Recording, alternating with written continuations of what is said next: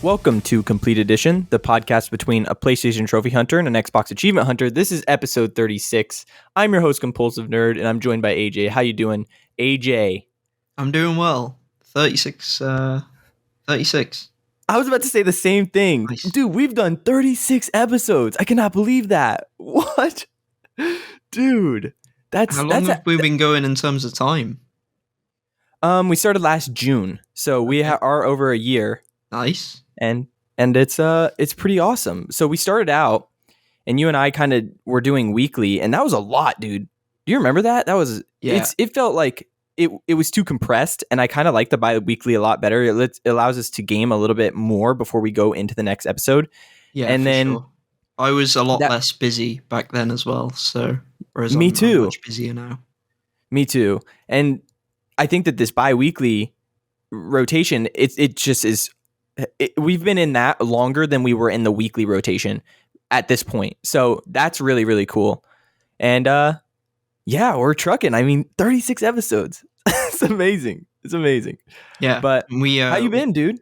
Oh, I'm doing well. Things are going okay, I think. I started helping out in the undergraduate labs. So the first year in organic labs for chemistry, I work as a demonstrator, so I basically help answer questions and like make sure everything's going okay in terms of safety and mark the experiments and stuff like that. And it's cool. I get paid for it, and so I do that on Fridays, and it's been nice. It was like stressful at first because you have like 18 students and they all have like no idea what they're doing. So you're like, and for me, it's been a while since I've been in a synthesis lab. So it was kind of, the experiment was quite simple, and I'd done a lot of the experiments before. In fact, all of them before when I was an undergraduate. So it went fine, but at first you sort of like, oh God, like, how am I going to help? How am I going to answer all these questions? But it's been really good. I've been really enjoying it, but it's been like extra work on top of everything I'm also doing. So, but it's been good. That sounds like a lot of fun. Yeah, dude, I love labs. Like, I'm in microbiology right now, and it's fun to do labs. Like, just go in there and like, we're growing bacteria right now, and I'm pretty sure later today we took raw ground beef and we left it out for 9 hours.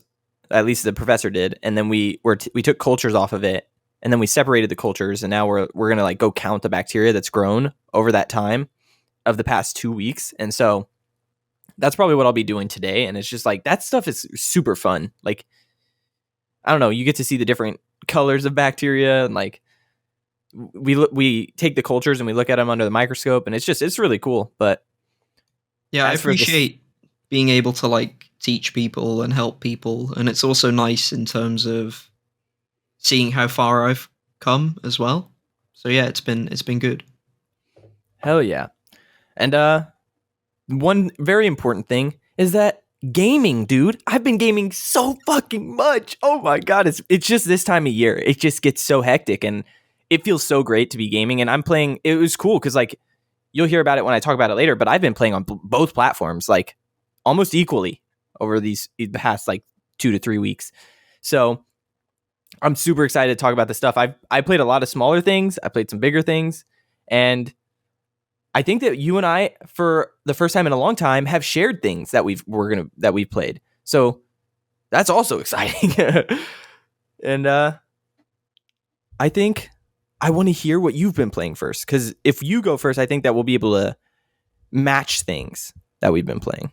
So I've been playing a bunch of stuff, and as you say, we've been playing a bunch of similar things, which is really cool. I think I played a little more Rogue Legacy, although I didn't make any more forward progress with it, so I don't have much to add. I want to go back to it, but tons of games just sort of came out all at once. After I got like back into Payday 2, I think we talked about it before, but I kept going with that. There's 115 achievements in that game. I'm at 75 right now. I've got 1,700 gamer score. If I get the completion, it will be my rarest completion, I think, with like the biggest TA score and the hardest ratio to get. So I'm hoping I can complete that at some point. But I've been at a stage where you can like prestige your character essentially, like reset from rank 100 to rank 1. And if you do it legitimately, it takes a very, very long time because you have to prestige 25 times for an achievement. And I think my first prestige probably took me like 50, 60 hours or something. I've played the game for 170 hours. So if you imagine 50 hours, 50 times 25, that's a lot of hours. Thankfully, there's a way to optimize it. There used to be a way where you'd like do specific heists on specific difficulties, and that would allow you to like maximize XP gain at like particular levels. And I think you could get it done in about 50 minutes to an hour and a half. But that's assuming a perfect run, so like a perfect set of heists to get it done with no mistakes. But I found there's a way, it's kind of a glitch where you can essentially do this thing called a crime spree, where you get like more and more XP and more money for each heist you do successfully in a row. Normally, you get a choice of 3 random heists, but what you can do is if you sign out when you're on like the button to start the heist, then when you sign back in, it lets you select any heist, and you can select like a really, really easy heist that you can complete in like 1 minute or like 35 seconds, where you just like run, put some C4 on a safe, pick out a tiara. It's called the Ukrainian job, and then run back to the escape van. And you can do it before the police arrive. So there's like no threats to you at all, really. And you can just do that over and over and over again. So you essentially are like boosting the XP gain. And that takes about 45 minutes each. So I've been doing that a couple of times, and I think I'm on like infamy level 8 or level 9. I think it's level 8. So 8 of 25. But even with like that like pure optimized like no fail route, that's still like 45 minutes per attempt, which essentially it's like 25 hours of grinding, and that's like the fastest way to do it. So it's a ridiculous completion. Pretty sure the achievement for getting to level 25 in Infamy is like 10 game score as well. So it's like basically like the lowest bronze trophy you can get essentially. But I don't know if it's got a better trophy rating than that. Actually, it might do, which would be good because 10 gamer score really is not a lot for the amount of time you have to commit to it, even if you do sort of the easy way. Also, the leveling in this game is kind of annoying. Like, I wanted to do it legit, but when you reset your level, you lose all of your skill points, and skill points are so useful just for playing the game. Like, they make movement more fun, they make combat more fun, they make stealth more fun. So, having to like totally reset yourself and do like basic, like basic, essentially boring heists over and over, like the most simplistic heists, it sucks because it's nice, like on your first playthrough, it's really nice to like do the easy heists and like get your bearings with like not many abilities or not many things to manage. But then as you go through towards level 100, you like build up the complexity slowly. So to then reset and like go back to like basic heists, it sucks because you want to keep building on that complexity and building on those skills as you go up. You don't want to completely go back to like zero essentially. So I feel like the prestige system they've got doesn't really work very well. I know on PC they patched it so that you could get up these infamy levels without like resetting your character, which would be a much better way of doing it, I think. And it feels like the developers knew that even back when this system was originally implemented, because when you go infamous and prestige, you essentially get a 5% permanent, either 5%, 10%, or 7.5% additional XP, so you rank up faster each time you do it. But it's like if the game, like, first of all, a bonus for XP gain when you've completely reset your XP is a bit weird in terms of it feels odd that they'd reset you for that. Like, what if you just stay at level 100? Then you don't need to worry about XP at all. But secondly, it's like they knew that players would not want to deal with staying at those low ranks for a really long time. The other issue I find is that it's quite good for a first playthrough, but the way XP requirements increase is exponential. So basically, like XP you need to get from level 80 to level 100 is more XP than it takes to get from level 0 to level 80.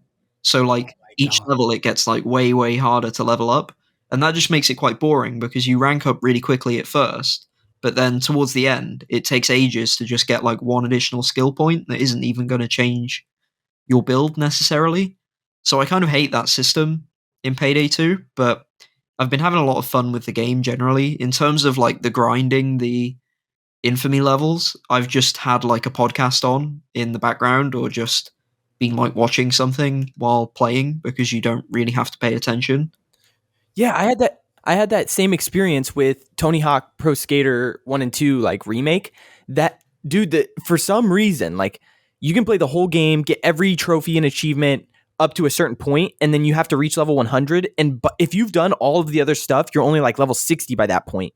And the experience as you like complete each level like 61, 62, 63, it keeps getting higher and higher and taking longer and longer to get to the next level, and it's like so ridiculously long of a grind that I did the same thing where I put on a podcast and I actually wanted to just I was really craving these audiobooks at the time and I was like I don't want to just sit here and do nothing while I listen to audiobooks, but I do want to listen to the audiobooks. So I was like, you know what? I'll grind out those levels and it's just like, dude, I hate whenever that happens. Like why can't you just at a certain point make all the levels the same instead of continuing to increase? Cuz it to have, the experience above 80, but all of those before like cumulatively be the same amount as the next level for 80 is just nuts to me. That's just nuts.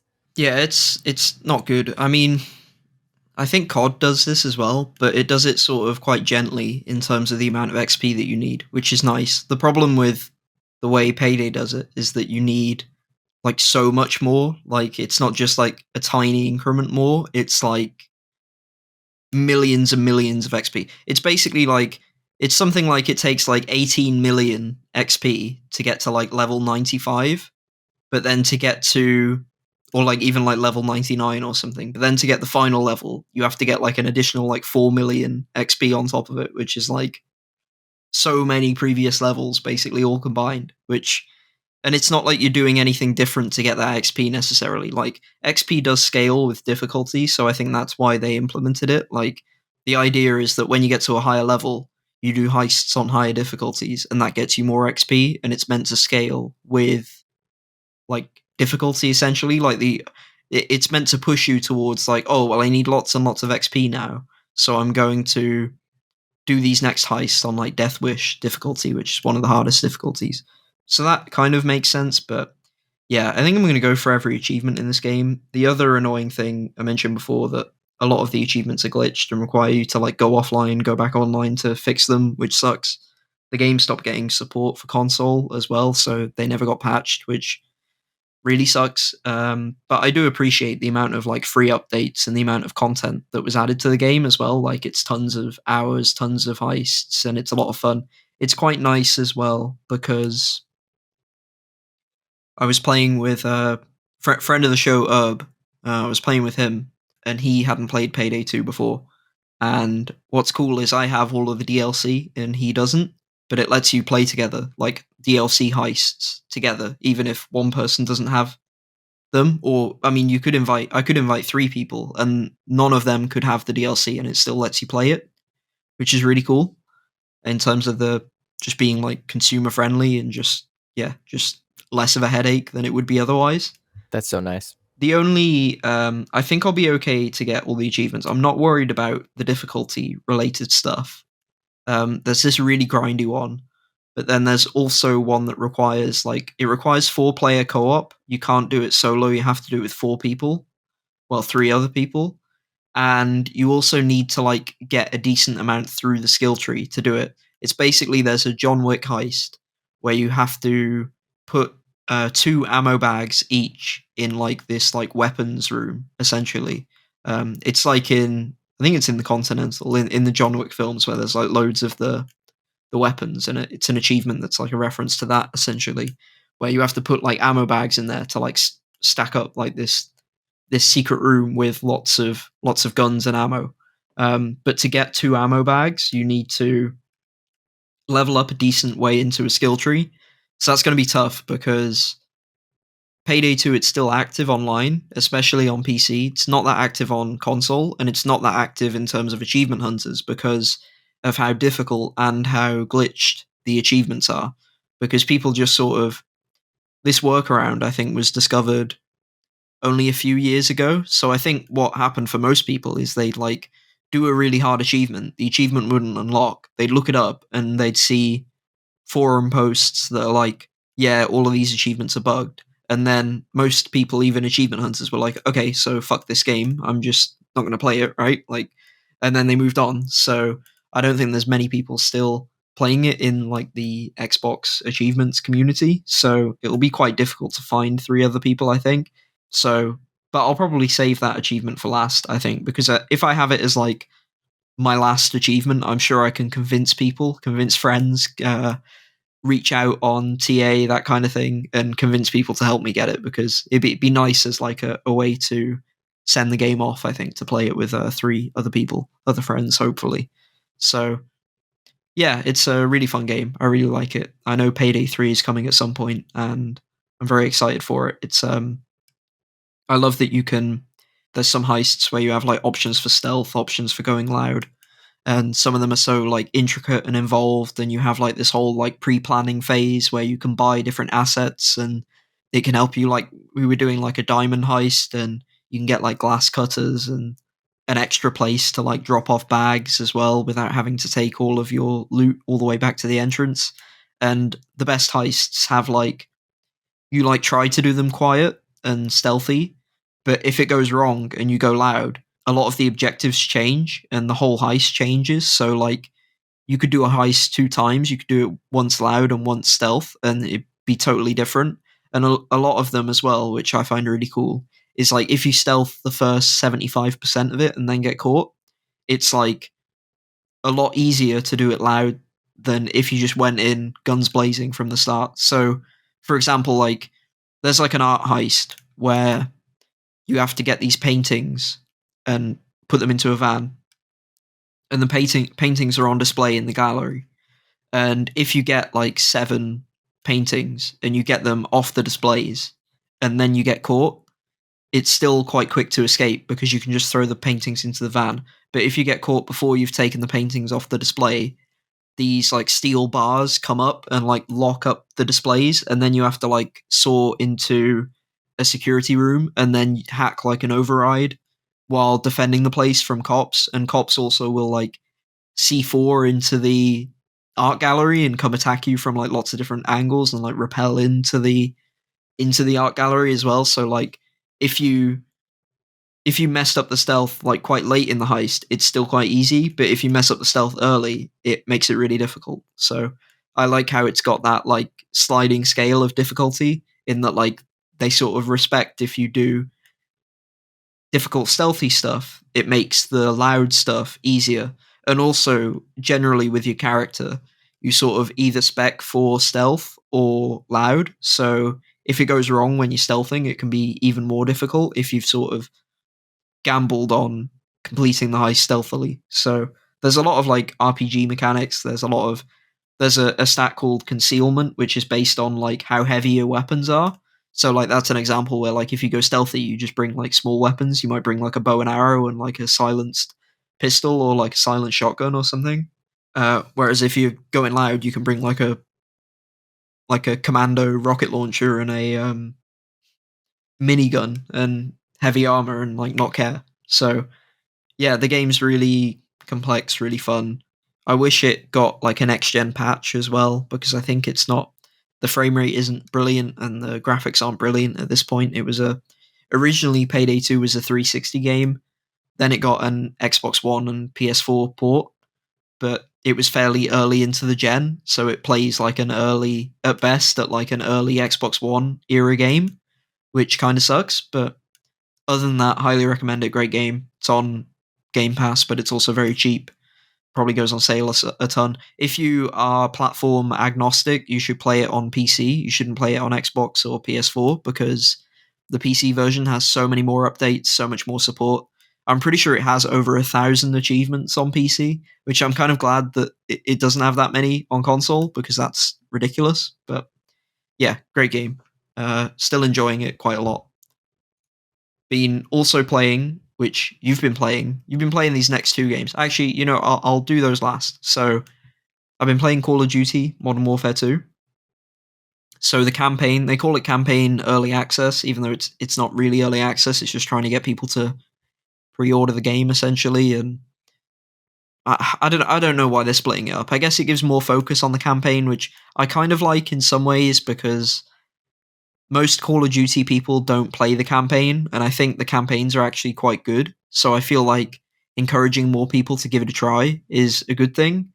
But also it's like a cynical like marketing thing where it's like, you're getting early access, so you're special. It's like a way of kind of feeding you bullshit essentially. Like it's not really early access. It's just that the multiplayer is coming late, basically. Like yeah, you can spin it as like, oh, it's early, but it's actually just when the game comes out. But they've just not got the co-op stuff or the multiplayer stuff in yet.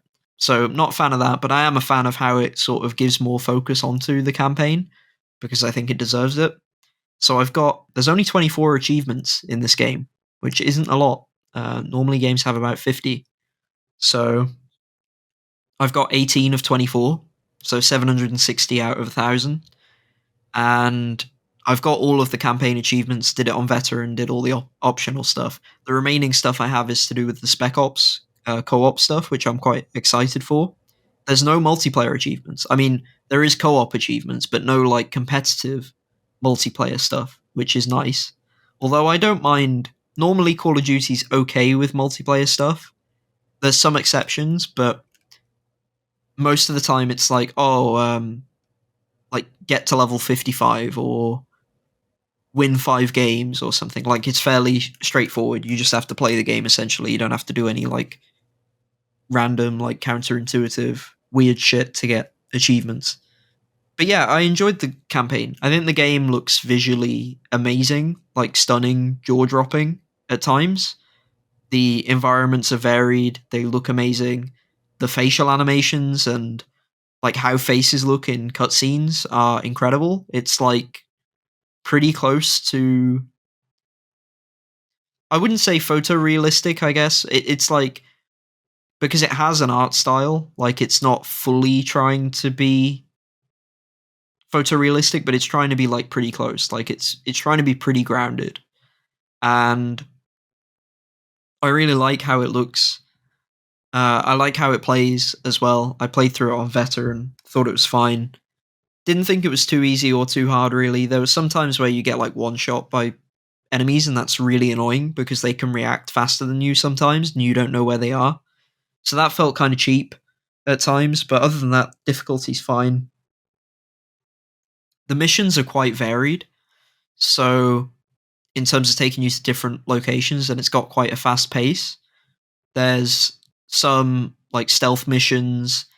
There's a really good mission, that my favorite mission, which is based on like Gillies in the Mist from COD 4, where it's like you're in a place in Spain and you've got like to attack you attack these two compounds, and then you go and attack a lighthouse as well.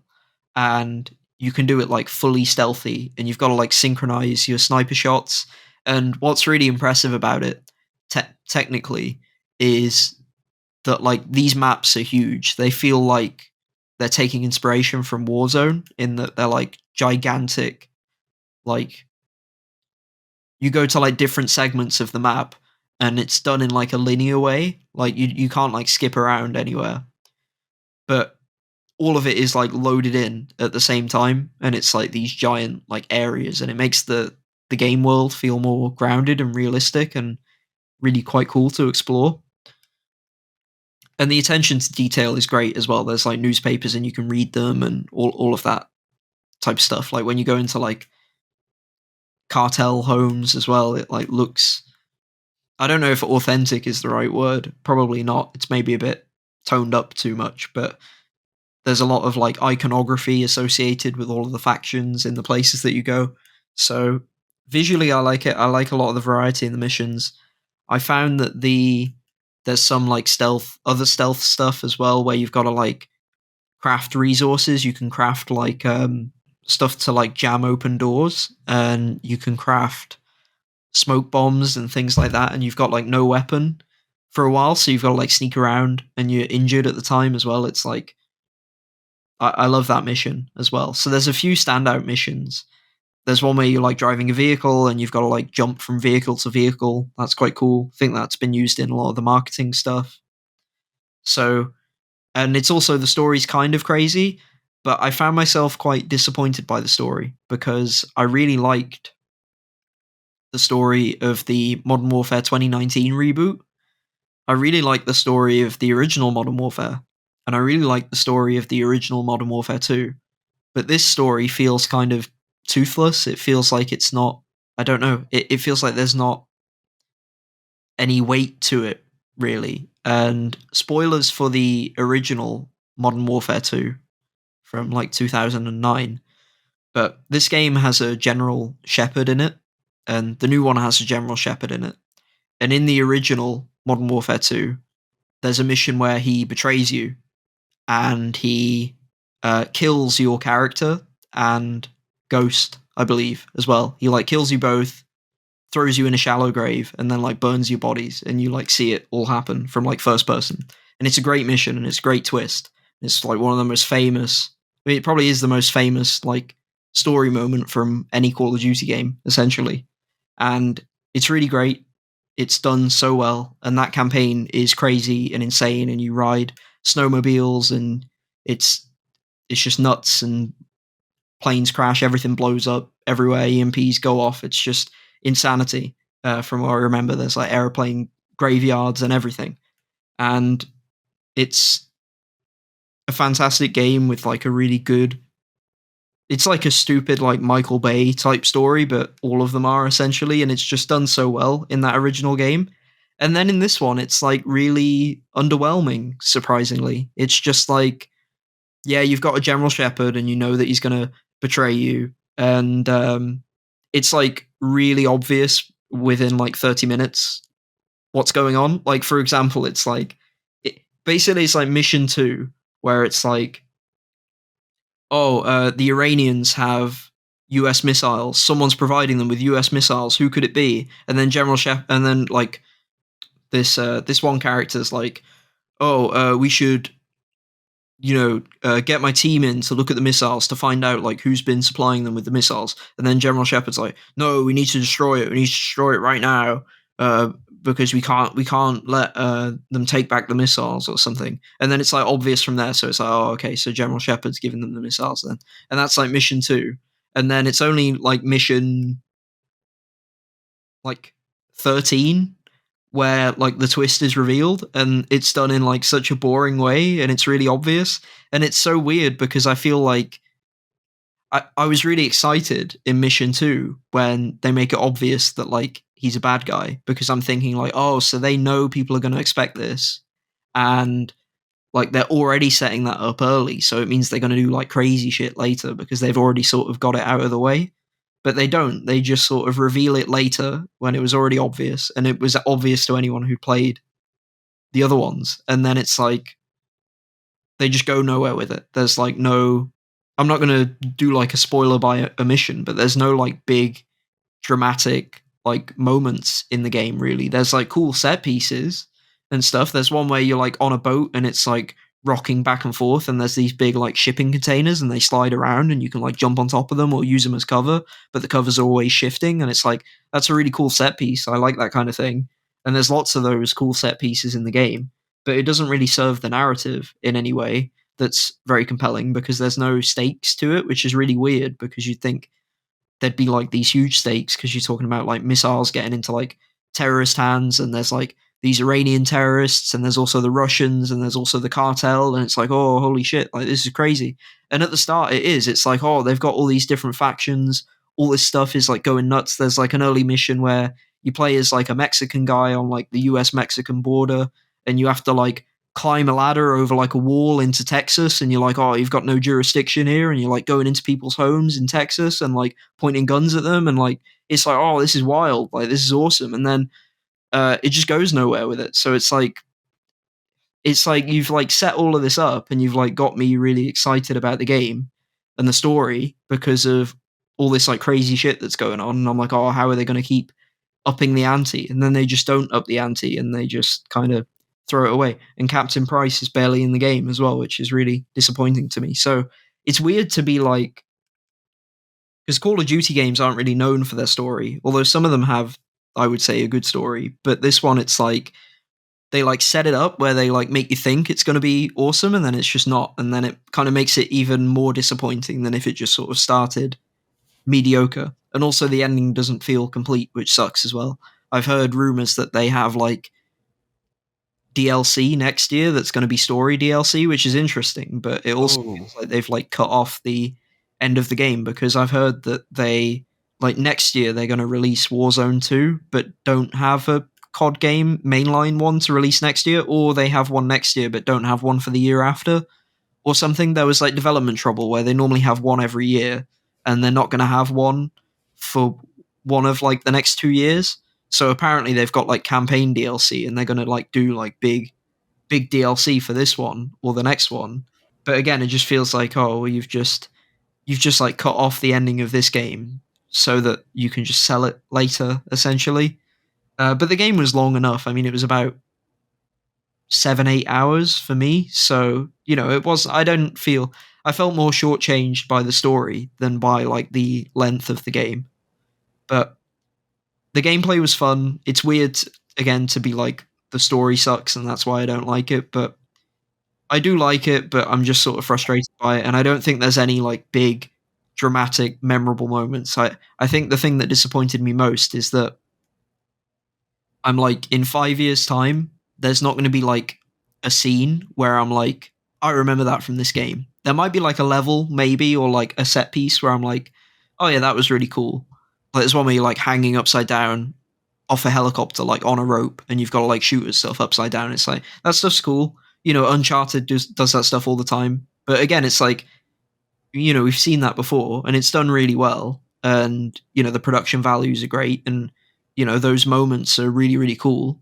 I like games with those moments in them, and those moments can be memorable, but they're not like, I don't know. I'm not like wowed by it, I guess. And the game's also so linear that they kind of try to pretend you have some freedom with it all, but really, that there's a lot of stuff where you could just put the controller down and that's it. And I think, again, like if you're going to do that, you want the narrative to be a lot stronger, because then you can sort of get invested in that instead of being invested in the gameplay. But you have to have one or the other. You can't just have like super linear, not interesting sort of gameplay, and then also not have a particularly interesting story. You have to sort of occupy people's minds in, or their emotions in some way. So yeah, kind of disappointed. Still had a good time. Probably a 6 out of 10 for me. It's worth playing, but it's not worth rushing to. And yeah, it's disappointing because in Modern Warfare 2, the original Modern Warfare 2, there's also that no Russian mission, which I'm sure you've heard of, right? Yes, absolutely. Where you essentially are pretending to be, I think it's Makarov. Maybe it's Makarov. It's some Russian guy who's a bad guy, and you're a CIA agent, and you're pretending to be on his side. And so you're so like deep undercover that you go and murder a bunch of civilians in an airport. And then at the end of the mission, it's all for nothing because he knew you were an American the whole time, and he just kills you at the airport as well. And it's like a really, really shocking, dramatic moment. Again, it's like a great moment. It's an iconic moment in gaming, Yeah. essentially, that people reference, know what it is just from those two words. They're like, "Yep, that's that scene from that game." And that's what's so disappointing about this, is there aren't any moments where you're like, "That's the scene." Like, there's no big, huge thing. And I feel like the previous one set this game up really well, and I feel like the writing is worse as well in terms of the dialogue, and it's just very, very predictable. So yeah, and it doesn't, it like neither, I feel both that like it could have just done what the original did and like modernized it, and that would have been better than this, or it could have subverted what the original did. So like what I was saying about like revealing like the twist very early or heavily hinting at the twist early, they could have like done a twist on that twist, right? So it's like, oh, like if you do know the original game, then it's like you're actually the one being like baited in. It's not actually true. Like they had a lot of opportunity to like subvert what people would expect or like make it go a different way because it's not following the exact same story. Like the factions and the characters, like a lot of them, some of them are the same, but a lot of them are different and a lot of them are new as well. So they could have done something really different with like a similar framework. And I feel like they didn't sort of differentiate it enough, or the ways that they did were kind of uninteresting or sort of less. You know, if you're going to change it, then you have to make sure you change it into something as interesting. Otherwise, why mess with the original at that point? So yeah, That's exactly what I'm thinking. Is like this is such an interesting game that you've brought because with all the talks about remakes right now, like literally in the last week or two, we've seen, you know, Resident Evil 4 remake shown, we've seen Silent Hill 2 remake shown, and there's Horizon, you know, a couple weeks ago they're like remaking that, and it feels like there are games that do not ever need a remake, and I feel like the original campaign of Modern Warfare was like totally serviceable, and they even remastered it, and they remastered 2 also, and I think yeah, that those were actually like so good. It's like, why do you need a remake in this generation yeah. It's when like a those weird. It's not quite a remake. It's like a reboot remake, or it's like a reboot with the yeah, same name. It's a very weird thing because it it's isn't the so same weird. story, which I like. Like I'm glad that they went in that direction with it, especially given, like you say, they did remaster the other two anyway. So it's like you wouldn't want like the exact same thing again, right? If you've played the remasters, but at the Right. same time, it's like you feel like they're setting it up for like, oh, we're gonna have like we're gonna make it even crazier, or we've got like a really good idea for it, but they just didn't seem to have many ideas.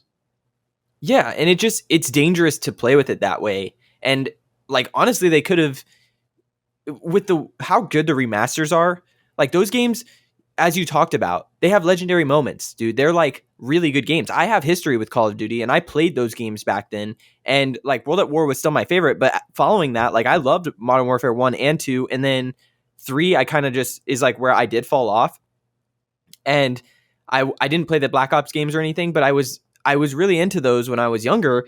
And like with the remasters and the remakes, I was very excited. I liked Modern Warfare remake, the first one, or reboot or whatever it A is. reboot, yeah, Yeah, a reboot. And it's a weird thing where it's like we're in this generation where I can download the first 2 original remastered and just enjoy those instead of these new ones, and they're better, and they could have just made a sequel, you know, to 3 or whatever, and it's gonna be so well held up because of how good the remasters are. And so yeah. I don't know, it feels like we're playing a lot of the same games. And again, you're right with the budget and how good it looks and things like that. That's great, but Yeah, and it's worth it's weird. playing for like the set pieces as well. You know, it's Yeah, kind of like it's kind of like Uncharted if like the dialogue wasn't as good. Basically, yeah, like the set pieces are still exciting and like you're like, oh, this is cool, but then it like fades. Like you play through it and then you're like, yeah, you know, it was a nice like popcorn afternoon type thing. It's not, you know, that's exactly why I like Call of Duty, because they make those campaigns that are like the most biggest budget, like blockbuster action explosion amazingness, and it's so much fun to like play those campaigns. And it's yeah, like you it's said, it's just a popcorn afternoon. It's great. yeah. So it's still a good time, but I think I'm sort of disappointed by the potential that it had, and I did prefer the previous entry, the previous reboot entry of Modern Warfare. That one, there was a lot more Captain Price, and there was like you were like a newcomer into like both as a player like into this world and also as your characters. and for like price and the SAS, there was like a darkness to it that wasn't in the original necessarily, or at least not immediately in the original, where it's like Price would like do terrible things, but it's like for the greater good is like the idea. There's like a mission in Piccadilly Circus where it's like there's like a civilian with like who's like got a bomb stuck to him and like there's no time to defuse it, so like Captain Price just like throws him off a balcony to like blow up away from everyone else basically, and it's like it's more like gritty and like you have to make like tough decisions, and there's like an interrogation scene in that game as well where you have to do like extra judicial activity slash illegal activity to like get information, and it's like it's more like grimy and like, oh, are these guys the good guys? And I thought that was quite cool to do, and it's quite like it's more of a grown up kind of take on it, I guess. But this game doesn't really do much of that, and it kind of feels like weaker than the original Modern Warfare 2. Like, especially the stuff with Shepard, where it's like you find out he's a bad guy and he's just like somewhere else. Like he's not even like with you. He's just like, oh, I'm a dickhead now. And it's like there's also no resolution to that storyline. It's just like, oh yeah, hey man, you were a dick, and it's like that's it. It's like I don't know. It feels so much weaker than both the previous game, like Modern Warfare 1, and the original Modern Warfare 2 as well. So yeah, it's I don't know. It was quite disappointing to me, but still enjoyable at the same time. Next I played, so this is where we can perhaps intersperse our conversation. I played through Scorn, Yes. horror game. Was looking forward to it a lot. I was looking forward to it a lot, and then the reviews came out, and I was like, okay, so now I'm probably not going to play it. But then I found that it's not very long, and I'd also heard conflicting reviews. So this game, for people who haven't been following it and following the reviews, um, this is an interesting game in that on Metacritic it's like a 70 or a 71, but the reviews aren't like everyone giving it a 7 out of 10. The reviews are like people are giving it a 2 and people are giving it like an 8 or a 9 essentially. And there's a lot in the middle as well, but it's not like one where like everyone's in agreement. It's a game where some people very strongly recommend it. I know Skill Up strongly recommends it to people. In fact, he seemed more positive on this than Plague Tale, which is kind of like crazy. Like you wouldn't necessarily expect that. And then people like G Man Lives were quite hot on it as well. And other outlets are like, this sucks. It's really clunky. The level design's terrible. The shooting sucks. The puzzles are unintuitive, and everything that this game does is bad, basically. But I guess the only thing pretty much everyone seems to agree on about this game is that the art style is really beautiful and the world itself is amazing to like be in, has like great atmosphere and is great to sort of look at and take in, and it's quite Yes. different from anything we've seen before. You know, it's kind of obviously because of the HR Geiger influence in it, it's kind of evocative of Alien and Prometheus and stuff like that, but it's taken like to much more extreme lengths than a game like Alien Isolation, where you don't really see that much of that influence, only kind of in the Aliens design, really. So, yeah, Scorn, I played through it, didn't take me particularly long. I also gave it a 6 out of 10, which is interesting because I liked it overall, but I think it's people are gonna probably love it or hate it for the most part. Yeah, I gave it a 5 out of 10. Yeah. So And sorry, it's just like one of those things where I agreed with a lot of those reviews where it's like, dude, I do not find the level design good. I don't find the puzzles good. I hated the combat. It was awful. But it's like I still wanted to see the world, and I really liked like the art style and how gross it was, and just being in that world, like you said, is really awesome. I'm on this side of the scale where it's like I wouldn't recommend this to people unless they were going to play it on Game Pass and they just wanted to see the gross art style. And yeah, like, I think like in terms of, yeah, it's interesting with Game Pass because I think this was a good I think this was a really good get for Xbox for Game Pass, and I think it was also good for the developers to sign on to a Game Pass deal. Like I Yeah, think it was good for both sides. I do too. And I was gonna say like because this game has like for an indie game, it's got like good production value.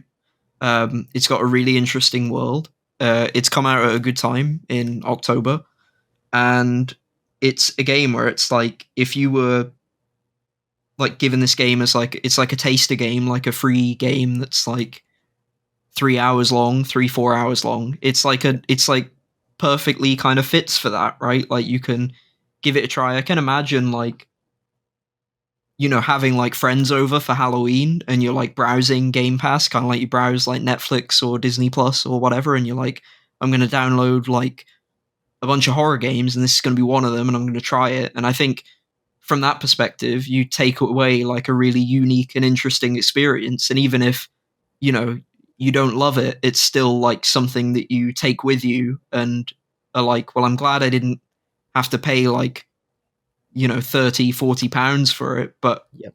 at the same time, it's like something that was really cool to experience. And I feel like that's kind of, if there is a consensus, that's probably it. That it's like even if I didn't really love it that much, I'm glad it exists and I'm glad it like is sort of has hit the market in a way that it probably should have in terms of being something that people are going to love or hate and sort of want to try or love aspects of and hate other aspects of and want to try in that way. Yeah, and again, that's how I feel. Is like this game is completely okay. Like I don't think it's good by any means because if it was good, it would be hitting on like a lot of different aspects. But it's just that world. And dude, there was so many times like I actually went to class and I was talking to somebody else about this game, and this other guy pitched in and was like, "I saw this on TikTok," and he's like, "That's that gross game where like everything's made of flesh and meat." And I'm like, "Yeah, you have no idea what you're talking about, but like you've seen this because it is so visually interesting." And then I'm having moments in this game that I will remember and like cherish because it was really cool, but it doesn't mean that it was good to play. Like was Yeah. not good.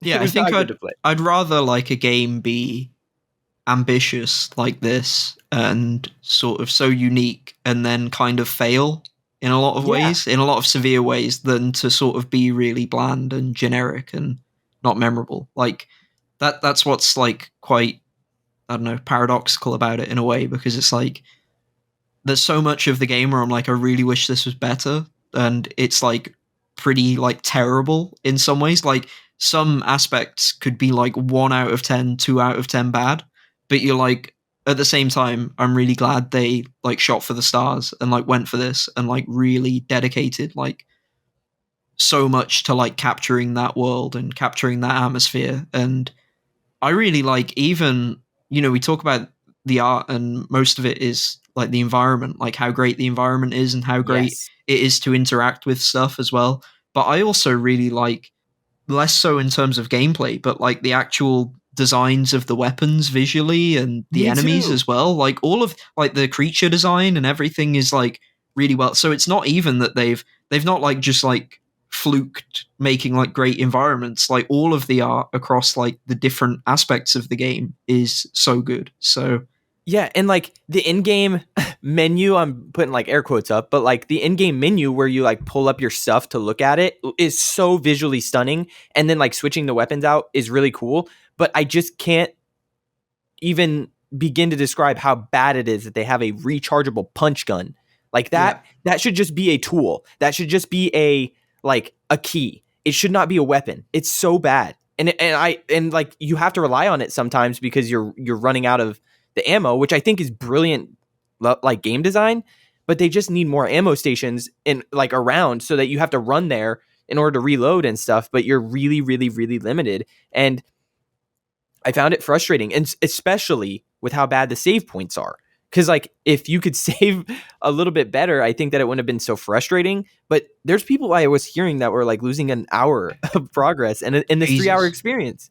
Like Yeah, it could, it's so much. the gameplay for me. So it's like it's frustratingly close to greatness, I think, in a way, because for some of the combat, and I mean this in like a positive way, I was getting and a negative way. I guess it's both. But I was getting like original Resident Evil feelings, like original like survival horror, like more hardcore survival horror, in terms of ammo conservation, in terms of in the original Resident Evil, you can't just kill every zombie that you see. You have to like Yes. run past them and dodge them and that kind of thing. Yes. And I love that. I think that there's a gap in the market for like more traditional survival horror now that like sort of the bigger horror franchises have either gone for, so you've either got like Amnesia, Outlast type stuff where you have like no weapon and you have to like run, or you've got like the new Resident Evils and Callisto and Dead Space where it's like it's more like action horror where you've got like a whole like arsenal of weapons and you can kill everything basically. And there's some Yeah. ammo conservation, but it's like, so I think there's like a gap where it's like you could make it so like your game has like weapons, but the weapons are like unreliable and you don't have enough ammo for everything, and you've got to like be tactical and avoid stuff and leave some stuff alive. Like I think there's room for games like that, and I don't want like every horror game to be like that, but I feel like you can have some that are like that more than we currently have, because I think that adds to the tension and the fear, and it's like resource management, but it's not like the resource management in like modern Resident Evil games. I like it, but it's kind of like You can overstall. artificial. It's artificial, and it's kind of like what they're sort of rewarding you for is like they love giving you that feeling of like dopamine where you like open a drawer and you get like 20 pistol bullets and you're like, oh Yeah. yes, like this is amazing. But they kind of do it like too much in a way. Like Yep. the ammo conservation isn't actually a concern. It's just that they love giving you that like happiness of like getting it. Whereas like a game like this or a game like the original Resident Evil, it's more like instead of like excitement and happiness, it's like relief. It's like, oh, like, and it's like relief mixed with dread because you're like, thank God, but also like, even though I've got this, now I have to like use my Manage it. shots really, really carefully. Yeah. So And that's the thing about the new Resident Evil games is like it's based a lot, like the experience that you have is based on the difficulty that you choose, because you will, if you do it on the harder difficulties, you're going to have less health and you're going to be struggling, and then you're also going to have less bullets and stuff, and that's like the survival experience horror that or the yeah, but I survival. think in even in modern Resident Evil, I think you get that like towards the start of the game on the hardest difficulty.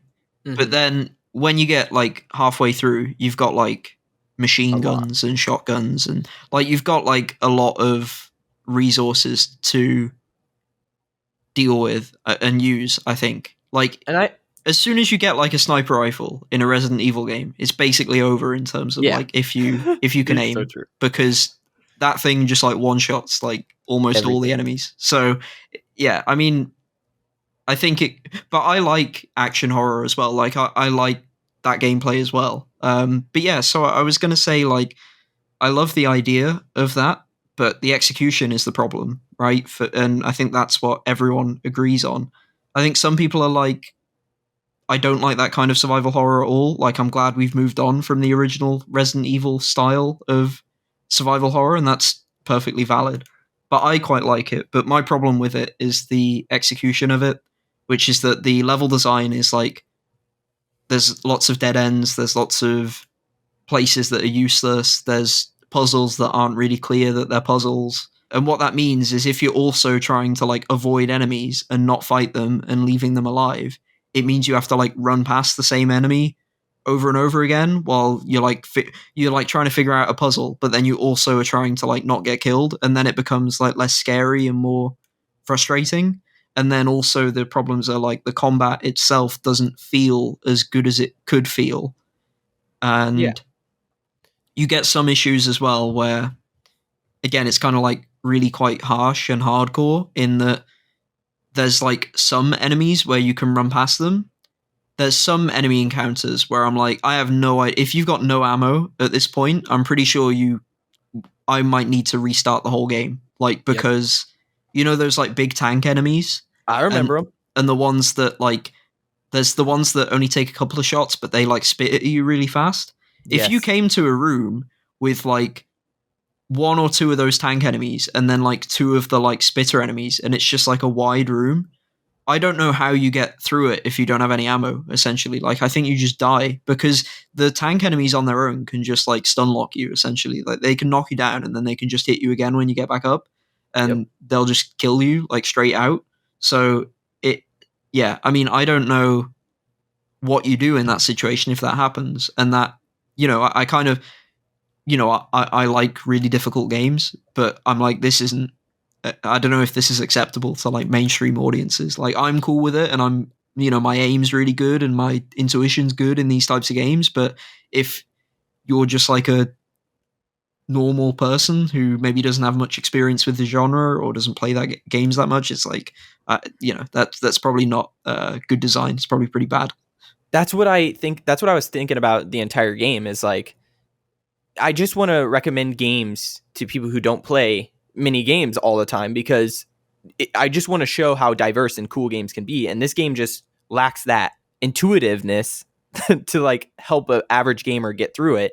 And like, there was a one point in the game, and this is just more poor design, where you get ammo and it's like that relief of, oh yeah, I just got ammo. And then they spawn a ton of enemies like behind you and in front of you. Yes, you can run Yeah. past them, but it's just like, you just got ammo and now you have to use it all. And then you have to try to get to the next point of ammo.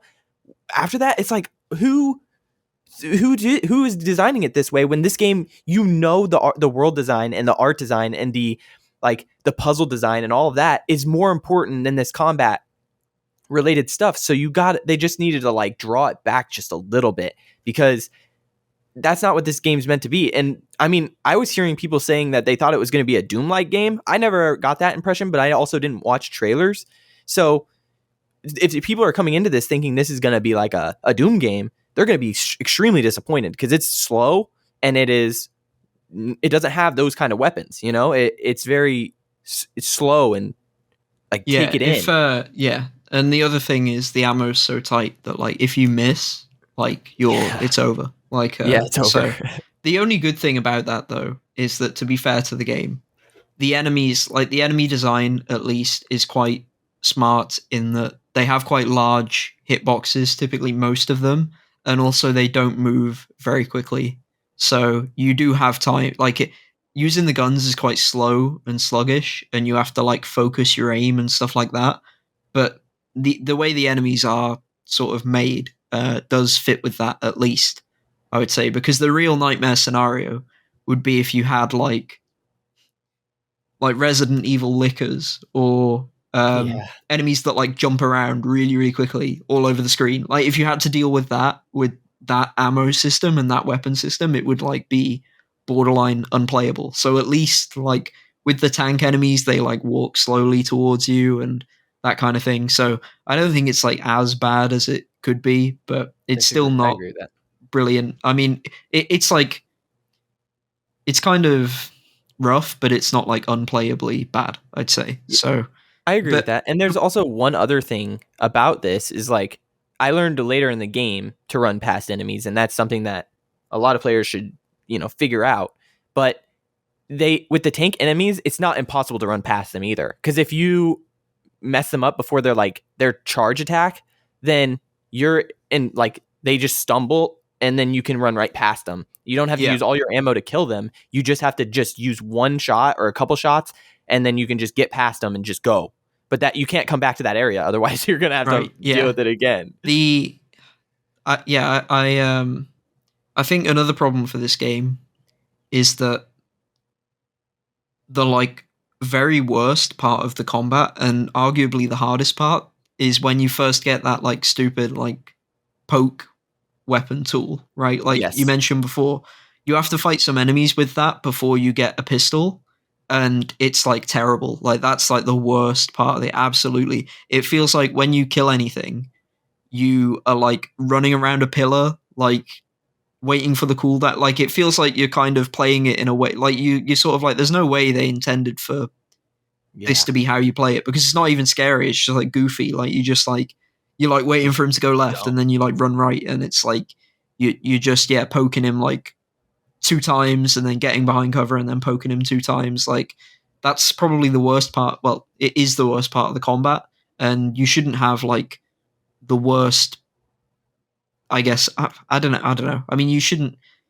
It's going to like I, turn people off the game, and also it's going to like make them, you know, first impressions count in that they're going to have that experience in their mind when the rest of the combat comes in and the rest of the weapons come in, and all of yeah, that stuff is better, but you're kind of still like soured by the fact that like the combat really, really, really sucks at the start, and then it kind of gets better. Like when you've got like the pistol and like the big yep, like shotgun rifle and then the grenade launcher thing, like it sort of feels all right then to me, like yeah. because you've I got, agree and with when that. you've got full ammo for all of them as well, it's like, oh, I'm actually like kitted now, and it's okay. Like I'm going to use like the little pistol for like the little guys, and I'm going to use the big shotgun for the tank because the spread like hits him like multiple times, and it's like you get like a good system going, and it's still survival horror, but you're like, okay, so this isn't like that bad anymore, and then it kind of ends like immediately. So it's like Yeah,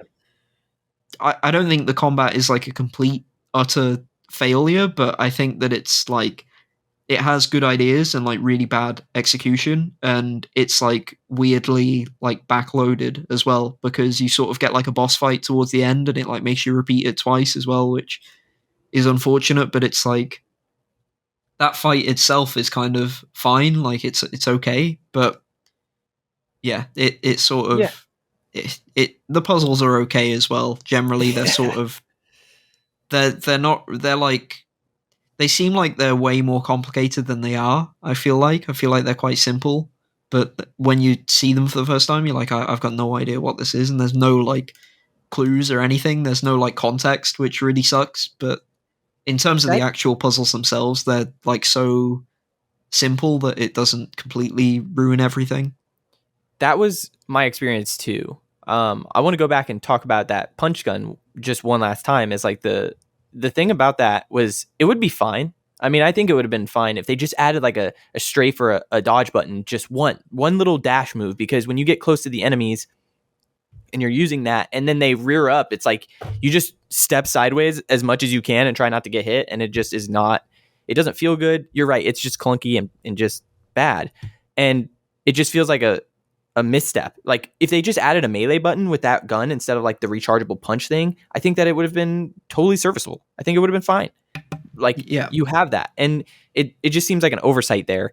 And then with the puzzles, again, you said no clues, and I think that at the beginning of the game, it's kind of hard to figure out. I think that's literally the first area is kind of one of the hardest to figure out, and then once you do, I think that the puzzles start to flow a lot better. It's not like you need a guide from that point on. But I was like, I think I need a guide because I was bumbling around way too much in that first area, and then you figure it out, and it's like okay, but then they become more narrow and easier to like figure out, and I became like in a flow state with the puzzles where I'm just like, okay, next, next, next, next, next. And it just needs a little bit of guidance in that first area because I think that people will turn off that game when they're running around the tracks and like looking for what to do, especially if you don't have the right tool. It just, I don't know. There's just something about things that it's just not quite there, which is why I gave it the 5 out of 10 because I think that it's okay, but it just is missing several aspects. yeah, I'd say the only other thing we have to talk about is the story or lack of a story, I suppose. It's interesting because there's not much like lore either, really. At all. But I like the minimalist story. I think it does a good job of like putting you in the world more. Maybe it'd be great in VR potentially, but the Yeah. sort of pick things up along the way that you're kind of, I don't know. I mean, it's so open to interpretation ultimately, but it's like you're moving through this world, and early on you get like hugged by this like fucked up parasite creature thing that like stays with you for most of the game, which is like really bad news. And I quite like how totally like hopeless and desolate and just ruinous the world is. Like it's awful, and like your character's not a good character, not even particularly a bad character if we compare to everything else that's alive in this world, right? Like, if we use the world of the game as a frame of reference, you're not really like a good guy or a bad guy. You're just like a guy, basically. Just getting through. And it's like, yeah, you're sort of, you pick up that you're like on a journey, and you're just like killing stuff on your way and like cutting stuff open, and like it's like organics mixed with machinery, and you're like, it seems like there's kind of towards the end there's maybe even like religious like pilgrimage or like ascension or sacrifice or that kind of thing. Like it does feel like it's a kind of technological religious aspect to it, where it's like you're like merging yourself with machine, but also like going through like this gate to, I don't know, some like Valhalla type thing. But even that, I mean, so spoilers for the ending, you like don't make it to the place that you're going, and and it's like suggested that you basically were like killed and like stopped like right before you got to the place. But even that's ambiguous, and I quite like that in the sense that, at least it was to me, I might just be stupid and might like have missed what's going on, because the game really doesn't tell you anything. But I got the impression as well that it's like ambiguous in quite a cool way, in that like you could have gone there and that could just be like the beginning, right? Like there might be like another 8 circles of hell that you have to go through, or you just like go there and it's like you just get like killed by something else, sacrificed by something, and you're like part of something bad. Like you don't even know if you're like doing, like if your mission is to like get to safety, if it's sacrificial, if it's to power up something else or whatever, because there's so much like people just like merging themselves with machines and just becoming like part of something greater essentially. Yeah, dude, um that part is so wild. yeah, that it kind of, and it kind of does feel sort of, you know, like you're like waking up these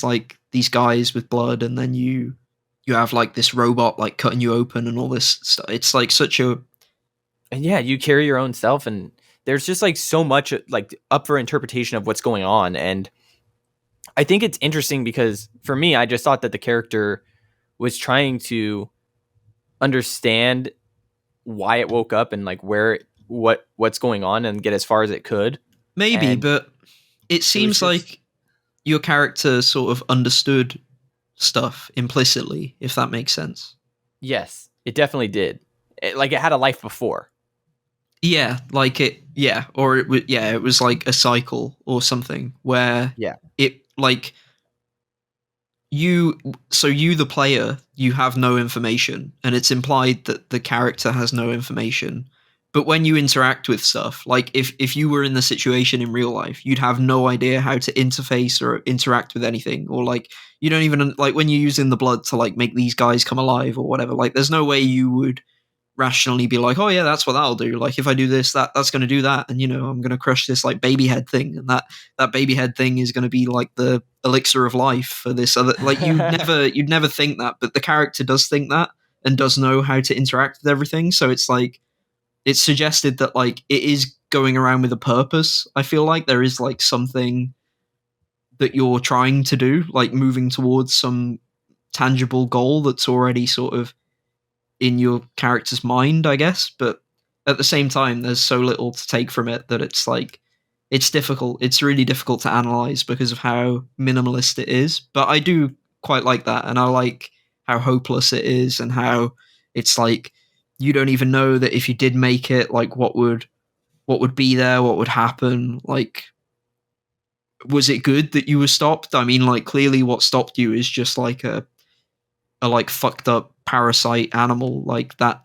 You know, you've not been stopped by like a more noble cause or anything, but you know, is it good, is it bad, is it nature, is it like an abomination that's unnatural because you've got all of like the machinery stuff going on. So it's really difficult to come to any conclusions from it, but I do think it really adds to how unique the game is and how interesting it is to talk about and think about as well, and sticks in your mind, you know. So yeah, Yeah. I recommend people check it out, but there's only some people I'd recommend actually like playing through the full thing to. It might be something where it's actually quite good to just watch or try it, and then if you hate it, go watch it or something like that. Yeah. It's it's definitely very interesting. And another thing about that the game is like that it makes it so hard to determine what was going on because there's not a lot of living stuff. Most of the living stuff is messed up.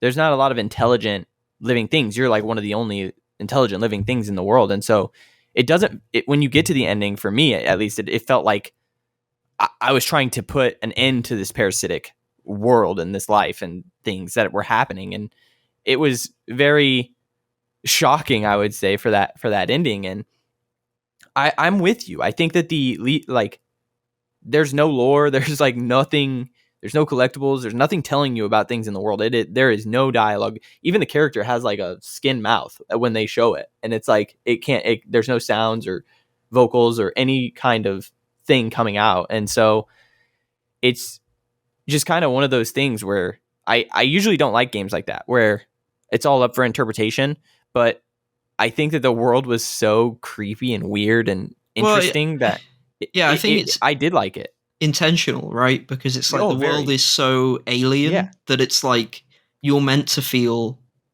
alienated by it. Like you're meant to look at it and be like, I don't know what to take from this because this world is like so messed up and so different to our world that you don't even have like a frame of reference. You can't even like put like conventional morality on it or personality on it. Like there's no way to figure it out, and I think they've done that on purpose and made it so like minimalist and abstract in that way. And I think that's really fascinating because I think you pretty much never see that from games, and or never see it like pulled off in that way. So yeah, I definitely think it's a really interesting game, although I wish the execution was better on a lot of areas. And it's sad and frustrating because if like the execution on like the level design and the combat and the puzzles was like, for the puzzles probably only has to be a little bit better, but for the other two it has to be significantly better. Like people would consider this game like a masterpiece if it was like, if it actually delivered on like the world and art style and even like the minimalist story. If like the gameplay and the combat was like really good, I think the game could have like become something bigger at that point. I do too.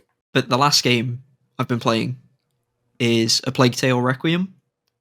I've only played about an hour and a half of it, so you're much further than me. I know that. I finished it last night. So you finished it. Yeah. So we're not going to really talk spoilers because I still need to play a lot more of it. I think I'm on chapter 3 at this point. I was going to keep going, but Modern Warfare 2 came out and I played that this weekend, and it took me about 8 hours. So, whereas I know Plague Tale's like a much bigger game than that. So yeah, thought I'd get COD out of the way and then go back to Plague Tale soon, imminently. I'm really enjoying it so far. I think, weirdly, I felt like this about the first game as well. I feel like some of the dialogue is a bit clunky, surprisingly. Like, I don't know, I think maybe it's like the relationship between Amicia and Hugo is, I don't know if forced is the right word, but it's like, it's maybe, I don't know, there's more of it than is perhaps necessary at the start, like with all like the tutorial stuff and everything. I think it's a bit slow, and it's a bit like, if I played the previous game, I already know all of this stuff, and it's kind of like the dialogue feels clunky in the sense that it's like so transparently meant to serve as like context for the narrative and like context for the relationship, that it feels kind of like cogs in a machine, and that it's like not organic in some ways. So that's probably my only negative so far, really. And it's not all the time. Like, it's not like all the dialogue is like this. It's just like some like parts of it feel a bit like that. Sorry. Yeah, carry on. That's a valid criticism that you have, and I would say that's only going to be in those first 3 chapters that you feel that way, most likely, just because I felt with my first 3 chapters of playing the game that was the slowest bit, and I was like, especially with the puzzles and the dialogue between the two, was that it hadn't fully hit its stride, and I was like, I cannot be doing these puzzles like this all game. Like Right. I couldn't do it. I was like, this, they have to do something different, and thank God they do. So you think it And gets stronger as it goes on? oh, heavily, yes. Oh, Yes. nice. Yeah, Yeah. because that's interesting. Because when we talked about the previous game, I basically said the opposite, where I thought the first Plague Tale, it starts off really, really strong and super interesting, and then towards the end, it's like overstays its welcome just a little bit, and it's like, okay, like we know what's going on, and it kind of stops surprising you and becomes a little generic in terms of gameplay to some extent. So this game having like the opposite, where like the start is one of the weakest aspects, and then Yeah, the it gets pacing in the stronger. beginning just feels very slow, and I get it. I think that it's a good ramp up for people who have not maybe played the first one, and for to set the stage for what's to come in this one. Yeah. Especially, have you finished chapter 3? No, I don't think Okay. so. I can check. Once you finish chapter 3, No, I haven't. there's it just is it's a point where that's where you're going to start hitting it. Like, you will see how incredible like the pacing will be, and how much different the puzzles will be, and it's just at that very point, like once you get the achievement for completing chapter 3, Yeah, we it's we awesome. should say as well, like this game. It's funny because I've talked about Modern Warfare 2, Scorn, and now this. All three of these games are like really beautiful to look at. Like they look absolutely amazing. Like in terms of the environments, and the art style really pops, and the colors really pop on like HDR displays and all of that. Like it looks so good to like be in this world.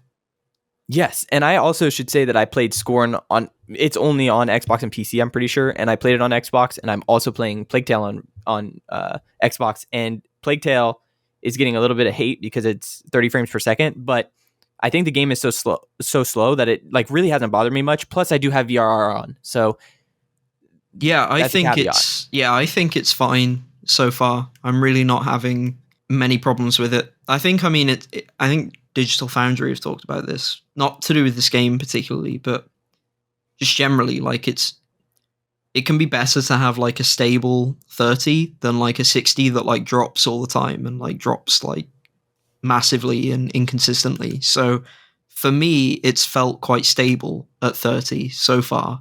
And so for me, it's been fine. It's not been like amazing. It's not been completely smooth. But yeah, the game, in terms of the gameplay, it doesn't really need a high frame rate. I mean, there was like a moment in chapter 2 where there's like lots of rats on the floor in one place where you have to you have to light this torch and then go on this like lift that's like there's like a fire in the middle of the lift, and you go up out of like the sewers, and there's like areas where you have to get crafting materials, and there's like tiny gaps and you can't jump across them. You have to like shimmy on like a ledge, and then it reminds me, it's like, oh, you don't have a jump button in this game. And that kind of like shows how the game isn't like a very like twitchy, like fast paced thing. It's very, I like the stealth having like big environments and like a lot of different options for what you do and options for your weapons as well. But in terms of like rapid responses, it's not that type of game at all. I agree with that. And it does look really, really good. And I find a lot of that stuff like absolutely stunning. But I also want to say this, and I don't want to overhype it, but I think that this is the best narrative of 2022 so far. Like, if it's going to be nominated in the game, like the game award categories, I think this one wins best narrative. Like, it's absolutely phenomenal. Like, I love Horizon, and I just don't think that Horizon even compares. Like, not even close. Like, it's just so much. It's so well done. I'm so excited, and something about this game that made me love it so much is that, I miss my linear narrative third person experiences, and I don't need these games that are 50 hours long, open world, everything you have to, all these side quests to do, all this stuff to do. Like, just give me a simple, good gameplay like loop, and then you tell me a good story. I just miss the Uncharted like games, and that's what this game feels like to me, is like an Uncharted like game where you're solving some puzzles, and you do have some combat with the sling and stuff, and it's just like, it's just so serviceable, and I love it. I Yeah, really do love it. But it's the story that like really, really did so good. nice. Yeah, I'm looking forward to it. Yeah, and I like the gameplay in this game. It's not, yeah, it doesn't blow you away, but it's completely functional and serviceable, as you say. And there's nothing wrong with games having simpler gameplay either. And there's, some aspect of give and take as well, in terms of like if a game's quite simple but focuses on narrative and structure and sort of putting you on a path to sort of strengthen the impact of the story, essentially. I think that's great. Like, I think that's kind of like an ideal balance, really, because it reminds me of Fallout 4.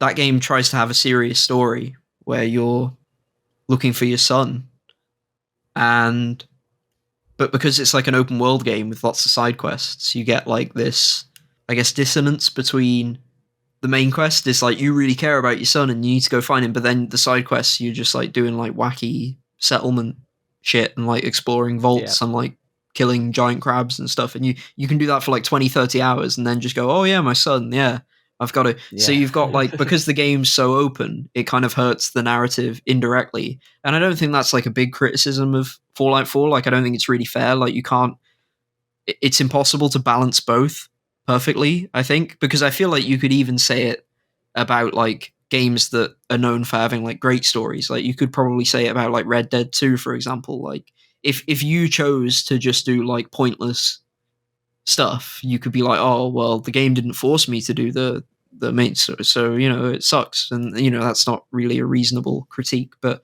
there is something to be said about that the game has like a more rigid structure, but that sort of heightens the impact of the story and helps like boost it even further. So I think that's like totally valid about this game.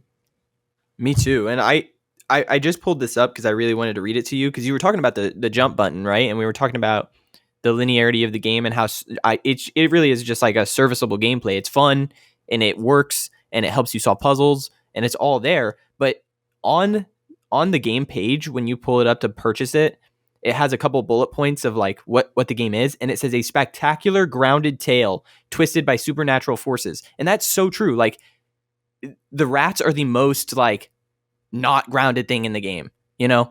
But everything else between the characters and the time period and everything there is so grounded and amazing. And you're not going to have superpowers of jumping up, like a god. It feels heavy and it moves you forward. And I think that that's just what I wanted. And dude, there was nights where like I was playing this till like 1 a.m. despite having to work the next day, and I just didn't want to stop because I was like, this is just, it's gripping and I want to see what's going to happen next. And I'm telling you, like at the end of chapter 3, that's when that begins, like that feeling. Because those first 3 chapters, I remember just being like, man, it's good, serviceable. I actually sent a couple messages on a couple different Discords so that I could have this discussion with people. But I was like, this is sitting between like an 8 and a 9. Like it's fine, but it's not got to that great point yet. And then after chapter 3, it was like it just kept going better and better for me. And I can't wait I really do want to talk to you more about this. So I hope you play it more because it's a really good game. Really Yeah, good. I should do soon, hopefully. This weekend I'll try to make really good progress in it, and through the week as well. But yeah, I would I'm say enjoying it a lot so far. I think it's about like 20 hours. Yeah, I think that's fine. That's about what it is. But maybe 15 to 20. It's like in between there. But Nice. man, yeah. So that's I'm overwhelmingly positive on it. yeah, that's good, because I feel like I've not been. My most positive game has been Payday 2, probably, of the others that I've talked about. So, and I feel too early to make any like significant judgments about Plague Tale at the moment. I know I I don't like to have an opinion, definitely not a strong opinion, on games that I haven't played or haven't come out yet. I think Yeah. that's really stupid. I've talked about that before. That people seem to have like all sorts of opinions about stuff that they have like no experience with at all. But then even when like I've played something, like I can have an opinion on what I've played, but I don't really want to feel strongly or say many things about it until I've actually like finished it at least just like finish the main story. So yeah, I'm gonna get back to it soon, I think. But that's Oh, everything I've been playing. So that's what do awesome. you have? Oh, I should say as well, actually, I didn't play Sable in the end. It seemed interesting, but I just didn't have time with everything coming out, and I was like, oh, I don't feel like this right now. I played a little of it, like I didn't play enough to even get an achievement, but I found it kind of relaxing. But I was like, I don't know if this is the right game for me right now, so didn't play that. People are excited about Persona 5 Royal coming out on Xbox and uh, having like a, Oh, a you're port excited to about that, places. aren't Oh yeah, really, really excited. No, I'm not playing it. you? There I is know. what's cool is there's a True Achievements like giveaway achievement challenge where I think it's like a sponsored thing by Xbox or Atlas, but essentially if you get like two achievements in it, two specific achievements, you get entered into like a big prize draw where they've got like I don't know like 200 Xbox Game Pass codes to give away, and then like a controller or like a specially designed Persona 5 thing as well, and you just get like entered into it, which is cool. I like that they've got like an extra incentive for achievement hunters and they're getting like rewarded for stuff like that. That's always nice to see. Haven't really seen it for games before. So yeah, don't expect any thoughts on Persona 5 because I'm not going to play it. So sorry. Well, I want to say two things. First off, the way that you were feeling with Sable, I had that same experience this week where I started Teenage Mutant Ninja Turtles Shredder's Revenge, and I beat two bosses. It was about 4 levels that I played, and I kind of was just like, I'm just not quite feeling it yet. I kind of want to play it co-op with someone. I played Turtles in Time on Super Nintendo whenever I was way younger, and I played with my brother and my sister, and so it's tied to nostalgia, and I really want to play that game. It's not like I hate this game and I don't want to play it. It just is not what I'm feeling right now, and that's okay. So I just kind of pushed that one aside. But also, dude, I'm so excited about whatever Asobo makes next because they're one of the most interesting studios out there. I mean, they made Flight Simulator. I think they're working on a racing game now, but then they also made Plague Tale, and it's just like, dude, they could do whatever, like literally whatever. They're amazing. It's Yeah, like that's incredible. I feel like it's I wonder if the Activision thing wasn't happening if they'd be acquired by Microsoft. I wonder if so too because they're Yeah, they're I a mean good they one. make like with Plague Tale, they make like the thing that Xbox is missing in terms of like that because they've got like Hellblade, but I don't think, to be honest, I mean people have been comparing, they've been like, oh, Hellblade and God of War, that's their God of. I really don't think those Oh, games are that alike each other. They don't seem like it anyway. Like the first Hellblade was so like minimal in terms of combat and more about like mental health and stuff. Like it had like mythology in it, but it wasn't like it felt like mythology wasn't really the focus of that game to me, and it wasn't like on like a. I mean, it had some like epic scale, but it isn't like the same type of epic. Like it's a very like personal story, I guess. I don't know if you know what I mean, but I it do. feels like the gameplay complexity isn't there. Like it's not what that. So people like make that comparison, and I get why. Like Ninja Theory probably is the closest to that they have, but I feel like yeah, Asobo, it's like with the sequel to Plague Tale being Game Pass at launch, and then Flight Sim obviously being like a big thing that they've put like a ton of work into. I'm interested in like what's going on with that studio in terms of from an Xbox perspective. I am too. Because I feel like it's like set up for that type of thing, but I don't know because they're publishing with Focus Home for Plague Tale, and then I think they might be owned by someone already, or someone has like a big stake in them, so it might be like really hard for them to be acquired. But I don't know. It's like they've got like an association with Xbox for some reason. But it makes me wonder on the flip side as well. Like if you're Sony, like you could go for them now because Microsoft probably aren't going to buy them anytime soon because they're waiting for Activision to go through. But I know stuff's gone weird with. I mean, the economy's messed up. The yen is doing well. The dollar's doing very very well. So I don't know if like acquisitions of slowed down. But I feel like it'd be good for Sony as well to be like, I don't know, give us a game or something, because it'd be like another way for them to. I think it'd be good for them if they had like a gap, right? Like let's say like Naughty Dog are making factions, right? So they're making like a multiplayer focused shooter, and then let's say Guerrilla are making an FPS as well, which people have speculated. So maybe and God of War Ragnarok's about to come out.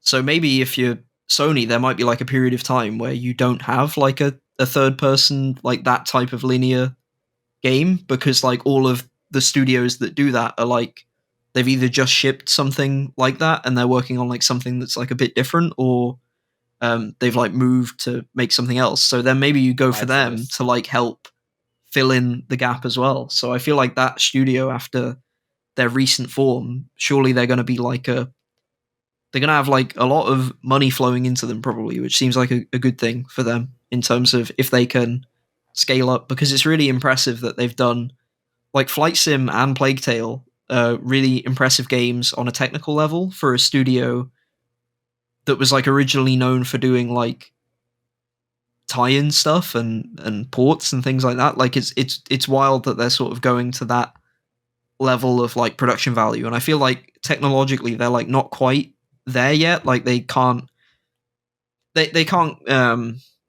make games with like the production values of like Naughty Dog, right? But they can get sort of like 70% of the way there, and I feel like if it'd be interesting to see if they were able to scale up and got like a lot of investment from somewhere, if they'd sort of keep getting like bigger and bigger in terms of that. And scope. I mean, I again, like I said, I just couldn't believe like that they've made such drastically different games. And I think that Plague Tale Requiem is made on a house engine, like their own engine. So yeah, it's very interesting that they have this kind of talent and they haven't been acquired, especially in this acquisition war. So I really am excited to see whatever they do next. And I guess we just wait to see what happens, because it's quiet. Yeah, that the other exciting thing about them is, like you say, that because what they've made recently has been so different, and it's also come out of nowhere, that they could really be doing like anything next, right? They could just be doing like a platformer or something, like something just crazy, because we don't even really know. Like the only thing we know to expect is like Plague Tale, really, because that's the one that's like become a series. Like it's got like two games in it, so it's like maybe something to do with that or something to do with that style. But other than that, there's not really even like a big lineage where you're like, oh well, they've just done this, so of course they're going to do this next. Like they could just do anything, which is crazy and cool to see as well. Like it'll be exciting when like at whatever press conference or show that they're at, if they announce a new thing at like the Game Awards or something, and you see like their logo come up, because it's going to be like you're not going to know what to expect from it. Yeah, I'm not really sure, but I'm excited. All right. So I finished this. We were talking about this a couple weeks ago, and I was right at the tail end of it. And this is actually an interesting story. I'm not going to talk too much about the game because I've already done that. But I finished Eye of the Somnium Files, Nirvana Initiative, and I love narrative games. We just discussed that. I mean, I love them, but I finished it 30 minutes after midnight, and so technically that was the beginning of a day. And then later that day, when I woke up, I started this game called Toem. And this game is a picture adventure game. And basically, it's just this cute little art style game. There's 5 levels, and you have this journal, and your mom wants you to like see the world, and she gives you her camera and is just like, go have an adventure and take pictures of stuff. And then you talk to different characters, and they're like, hey, I want a picture of this bug. I want a picture of this person. Or like this one character gives you these funny cool glasses that you put on, and you can see ghosts with the glasses on. So you can talk to ghosts and you can take pictures of ghosts and do things like that. But it's just like this game that you just need to complete the tasks that are given to you, and then you get the platinum. And so I really had fun with this game. It was a beautiful indie game, like just totally chill and fun and adorable. Like I kept taking pictures of this monkey every time I like went to the newest level, because the same monkey works at all of the like the bus stations, and I really loved that. And so I would take pictures of them every time I was there, and you get like 200 and something pictures in your album as a maximum. And I didn't even get close to that. I took like 100 something, but you can look at your journey throughout that. And I like would delete bad pictures that I took and stuff like that. And when you get to the end, the devs are like, thanks for playing our game. Like that's it. It really like hit me. It was like, man, not very many people made this, but it's absolutely so charming, and I would recommend it to anyone. It's like 5 hours. Yeah, 5 hours for the platinum. And so I got 2 platinums in one day just by accident. One was a 40-hour game and one was 5 hours, but still, it's like I finished the Somnium Files late that night and then went on and completed this 5-hour game. It was so fun. It was just such a good experience. It's not like, I mean, there is story there, but then it's just more about your adventure and like just taking picture of every animal in the game and like every creature and whatever you need to do. Like that's just pretty much all it was. And I loved it. I recommend it to anyone because it's adorable. And then this is the final game I'll talk about because we've talked about all the other stuff I played. But I picked up this game a while ago called Gris or Gris. I'm not exactly sure how to pronounce it. It's never said in the game really, but I think it's a Spanish studio, like in Spain, and so I'm pretty sure it's pronounced Gris. But originally, I saw this at the Game Awards, and the game was nominated for best art direction, and its art style was so stunning. I was like, I really want to play that like someday, and I knew it was a puzzle game, but I didn't know what I was getting into. I just was really excited about the art, and it really was so special to play this game. It was like I downloaded it a while ago because I knew it's like a 3-hour experience. It can be done in a night, like one sitting, and so I kind of just left it on the system for a night where I'm like, I don't have anything to play, and I have the time to play, and I did have that night, and so I pulled up this game, Gris. I started to play it, and it was so good. Like, it made me feel so many emotions, and it didn't have a single word in it. It was just based off like colors, based off music, which was so well done, and I really enjoyed it. And even going back, because you can beat the game, and then there's like these little miniature puzzles, and you get a secret ending, and like just going through the game and then replaying the levels to see the other puzzles that I totally missed because I didn't take a right. I went down instead or something like that. It's really beautiful, like stunningly beautiful. There was a point in the game where like it had me in tears. Not like I was sobbing, but I was like, it's so beautiful. And what was happening earlier to what happens now is such a drastic like difference that it can really like evoke tons of emotion out of you. Because you have like no color and you have color, and it was so well done, man. I've never played anything like that before. I gave it a 10 out of 10. Like, it's a masterpiece. It's only 3 hours, so I just don't see why you like couldn't play something this amazing. And it's like I really enjoyed that game. It was really stunning, and I'm glad I played it. I mean, it's several years late. I think this thing was nominated back a long time ago, 2019, maybe 2018. Not really sure. Long time ago, but I'm glad that I got to it, and I'm glad I got to see it. I've been playing a lot of artsy games, I would say, especially with Toem. Yeah, that's pretty cool. I'm glad. It's like amazing when you find like a sleeper hit indie, and you're like, this is one of my favorite games now. That's sick. I looked it up, and the art style seems like really beautiful. It's extremely beautiful, and I think that those stunning visuals that you see there, accompanied by the unbelievable music and original soundtrack of the game that accompany it just is so tied together, and it can tell you so much without saying anything at all, and that's special. So I definitely recommend it for people.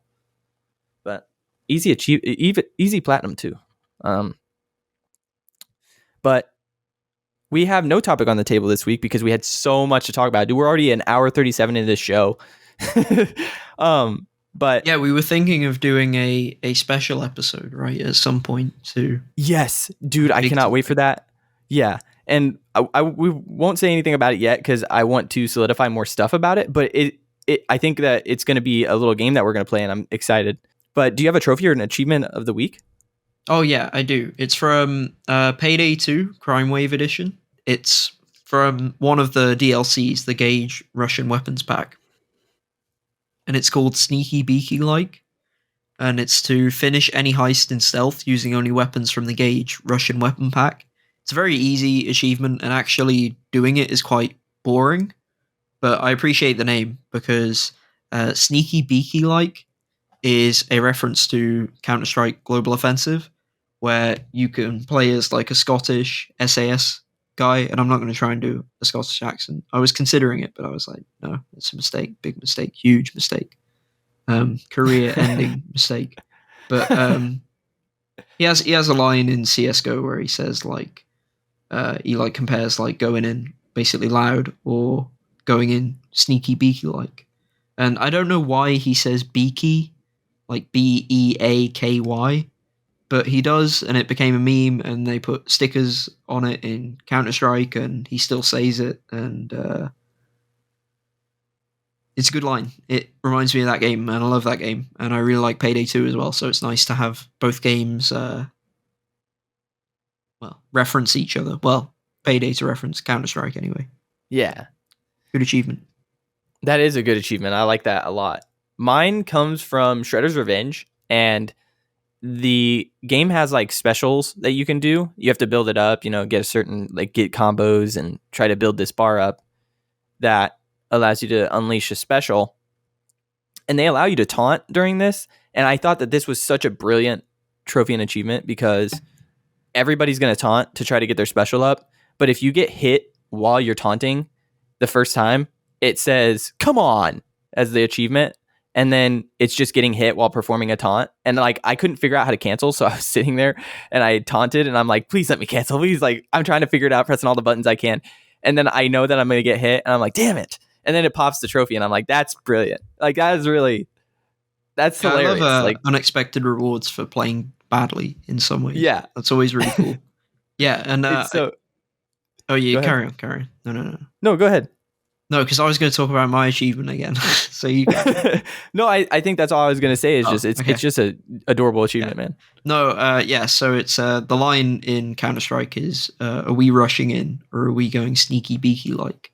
And one of the reasons I think it became a meme is because there's not really stealth gameplay in Counter-Strike. I mean, you can flank people and that's kind of stealthy, and you can, if you hold shift while you walk silently. So there is very, very minimal stealth, but it's not like a stealth game. It's just that and against any team that aren't totally terrible, they will control the map in a way that you can't just get behind enemies. You won't be able, people will be covering every angle, and normally it's the terrorists who push rather than the counter terrorists. And the guy who says it is a counter terrorist, so it's also the absurdity of the line is also reflected in CTs don't normally rush, and also you can't really stealth because you are meant to just protect a bomb site, you're playing on defense essentially.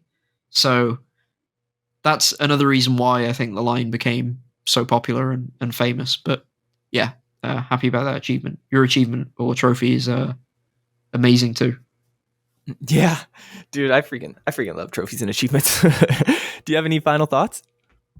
No, not really. Just I'm excited to get back to Plague Tale. I'm going to be playing the Winter's expansion as well, probably by the next time we record. So I'm excited for that because Resident Evil 8 was amazing. Yes, dude, we're eating so good. Games are coming out, and it's about to get really exciting. I just realized the other night, so I was watching, sometimes during dinner, I just put on YouTube or whatever, and I was watching a playthrough of God of War, and I just got so excited. I just realized I'm 3 weeks out from playing the sequel to a game that's my second favorite of all time.